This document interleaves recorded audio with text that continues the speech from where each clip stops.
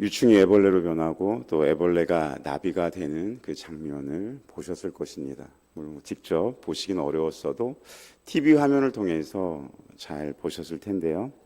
오랜 시간 고치에 갇혀 있던 그 유충이 마침내 나비가 되어서 하늘로 올라가는 순간 그것은 더 이상 애벌레라고 부르지 않고 나비라고 부르게 됩니다. 날갯짓을 하고 향기로운 꽃 사이를 다니면서 자유롭게 날아가는 그 나비는 정말 자연이 만든 광경이죠. 걸작입니다. 세상에는 수백 가지의 나비가 있는데 그러나 그 어떤 나비도 성숙한 애벌레다라고 부르는 것은 없습니다. 나비와 애벌레는 전혀 차원이 다른 것이죠. 변화된 그리스도인도 마찬가지입니다. 예수 그리스도의 피로 말미암아 변화된 사람은 전혀 새로워진 사람입니다. 이전에 가졌던 모습은 사라지고 그리고 하나님이 주시는 새로운 모습으로 태어납니다. 애벌레와 나비가 전혀 걸맞지 않은 것처럼 변화된 그리스도인에게는 이전의 세상의 삶이 전혀 어울리지 않습니다. 오직 그리스도의 향기를 내는 삶이 있을 뿐이죠. 그것이 그리스도인에게 적합한 삶의 모습입니다. 우리는 이런 것을 영적 성장이라고 합니다. 성경은 우리에게 변화되고 성장하여서 그리스도를 닮아가라고 계속 촉구하고 있습니다. 하나님의 아들이신 예수 그리스도를 믿음으로 말미암아 그리스도인이 된 우리는 이전의 행위를 버리고 그리스도를 쫓아 달려갑니다. 닮아가되 장성하여 성숙한 그리스도의 모습에 이르라고 권면합니다. 아니 명령하시는 것이죠. 그리스도의 장성한 분량이 충만한 데까지 이르려는 것이 바로 그리스도로 인하여 변화된 그리스도인이 나아가야 할 목표입니다. 오늘 본문 에베소서 4장 13절 말씀 우리 한 목소리로 함께 읽겠습니다. 에베소서 4장 13절 말씀 우리 함께 읽습니다. 시작. 우리가 다 하나님의 아들을 믿는 것과 아는 일에 하나가 되어 온전한 사람을 이루어 그리스도의 장성한 분량이 충만한 데까지 이르리니. 아멘. 사도 바울은 교회가 이르러야 할 목표를 세 가지로 제시하고 있습니다. 첫 번째는 하나님의 아들을 믿는 것과 아는 일에 하나가 되라고 합니다. 그리고 온전한 사람을 이루라고 합니다. 마지막으로 그리스도의 장성한 분량이 충만한 데까지 이르러야 합니다. 첫 번째로 하나님의 아들을 믿는 것과 아는 일에 하나가 되는 것을 사도 바울은 제시합니다. 이 말은 언뜻 듣기에는 지행합일처럼 신지합일로 오해할 수 있습니다. 믿는 것과 아는 일이 일치돼야 된다. 그런데 우리는 오늘 본문, 에베소서 본문이 교회 공동체에게 말씀하고 있는 것이라는 것을 기억해야 하죠. 우리가 읽었던 13절 말씀을 다시 보면 우리가 다로 시작하고 있습니다. 우리가 다 하나가 되어야 한다는 것이죠. 우리 모두가 교회 구성원, 우리 공동체 구성원, 우리 모두가 다 하나가 되는데 어디에 있어서 하나가 되느냐? 하나님의 아들을 믿는 것과 아는 일에 있어서 우리가 다 하나가 되어야 한다는 것입니다. 교회는 예수 그리스도를 고백하는 공동체입니다. 우리 주 예수 그리스도가 교회 공동체의 목표이죠. 예수님이 구원자이시고 예수님이 통치자이시라는 것을 믿는 사람들만이 할 수 있는 고백입니다. 그것이 바로 교회의 모습이죠. 그래서 교회는 하나님의 아들이신 예수 그리스도를 믿는 것과 아는 것에 있어서 일치하고 연합되어야 합니다. 나는 다른 예수님을 알고 있는데 난 다른 예수님의 교훈을 따르고 있는데 라는 말은 교회에서는 전혀 이루어질 수 없는 말입니다. 동일한 말씀, 동일한 진리를 함께 배우고 함께 나누고 그래서 한 몸이 되어서 예수 그리스도를 닮아가는 일치된 모습이 교회 안에 있어야 하는 것입니다. 그렇게 될 때 교회는 그리스도의 장성한 분량에까지 이르게 됩니다. 그것이 교회 성장의 비결입니다. 악기가 기준음이 정확하지 않으면 연주자가 매번 연주할 때마다 힘듭니다. 왜냐하면 그 기준음을 힘들게 맞춘 다음에 연주해야 하기 때문이죠. 더욱이 여러 악기가 함께 합주되는 그러한 연주에 있어서는 정말 그 악기들이 따라야 할 기준음이 하나로 정확해야 합니다. 정확한 음이 돼 한 가지 음으로 맞추어져야 하는 것이죠. 그래야만 아름다운 선율을 연주하는 오케스트라가 될 수 있습니다. 교회라는 오케스트라는 아름다운 하모니를 이루기 위해 무엇이 필요할까요? 기준음이 필요한데 그 기준음이 바로 그리스도입니다. 그리스도를 아는 것과 믿는 것에 있어서 하나가 되고 일치가 되어야 아름다운 화음을 내는 교회로 성장할 수 있는 것입니다. 그렇게 될 때 그리스도의 장성함이 충만한 데까지 이르는 교회가 되는 것이죠. 둘째로 사도 바울은 온전한 사람이 되라고 제시합니다. 바울은 교회가 온전한 사람을 이루어 그리스도의 장성한 분량에 충만한 데까지 이르라라고 강조합니다. 그런데 여기서 이야기하는 온전함이란 원어에서는 완전한 사람입니다. 온전한 사람도 약간 버겁다고 생각했는데 원래 뜻은 완전한 사람인 것이죠. 그렇다면 우리가 그 성경이 이야기하는 온전한 사람, 완전한 사람에 이를 수는 없겠죠. 우리가 도달할 수 있는 영역은 아닙니다. 그럼에도 불구하고 우리에게 이와 같이 다윗이 계속 강조하고 있는 이유, 그리스도의 장성한 분량까지 이르르고 또 온전한 사람, 완전한 사람이 되라고 지속적으로 제시하고 강조하는 이유는 무엇입니까? 그것은 그리스도인이 도달해야 할 목표가 얼마나 높은가를 제시해 주기 위함입니다. 하나님은 우리가 예수 그리스도를 닮아가기 원하십니다.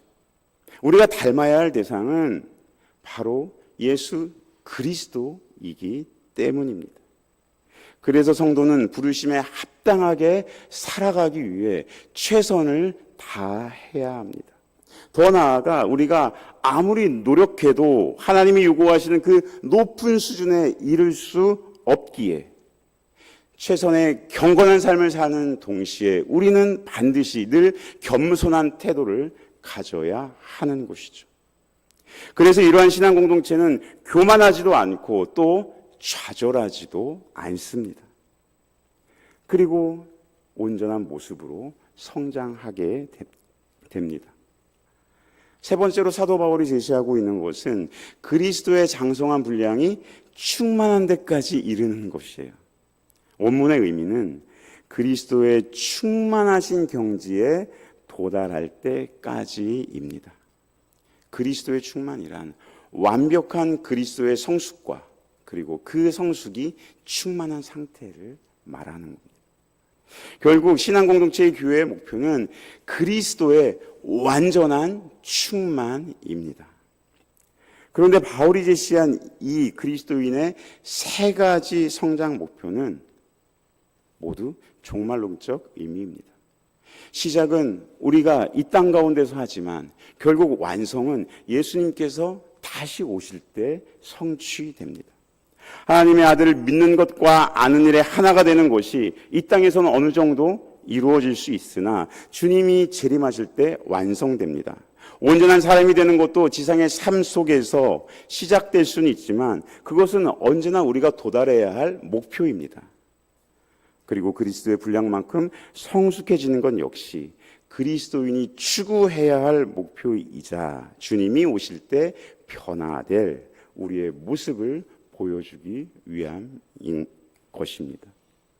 신앙 공동체인 교회는 그래서 예수 그리스도의 복음을 끊임없이 가르쳐야 합니다.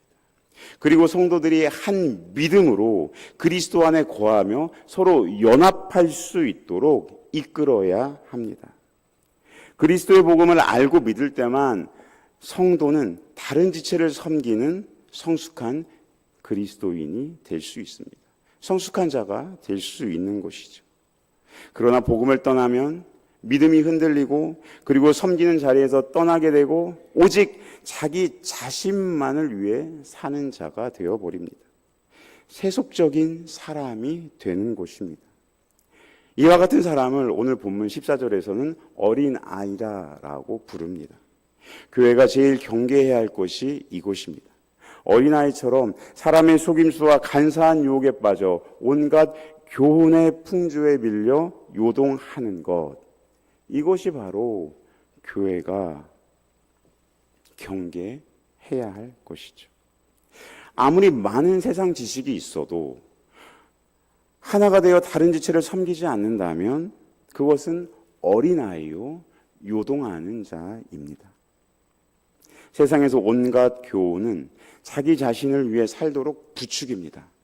세상적인 교훈을 많이 들으면 많이 들수록 자기 자신만을 아는 사람이 되고 그리고 세상 욕망이 커져서 그 욕망이 결국 걱정과 염려로 변화되어 버립니다. 오직 십자가 복음이라는 진리만이 우리를 변화시켜 그리스도 안에서 다른 사람을 섬기는 영적인 어른이 되게 합니다. 더 나아가 교회는 오직 사랑 안에서 참된 것을 하여 범사의 머리이신 그리스도에게까지 자라가야 합니다. 15절에서 참된 것을 하여라는 번역은 본래 진리를 말하여라는 뜻입니다. 변화된 그리스도인은 일상에서 참된 말을 해야 합니다. 오직 사랑 안에서 참된 삶과 참된 말을 통해서 교회가 머리 대신 예수 그리스도에게까지 자라나는 것입니다.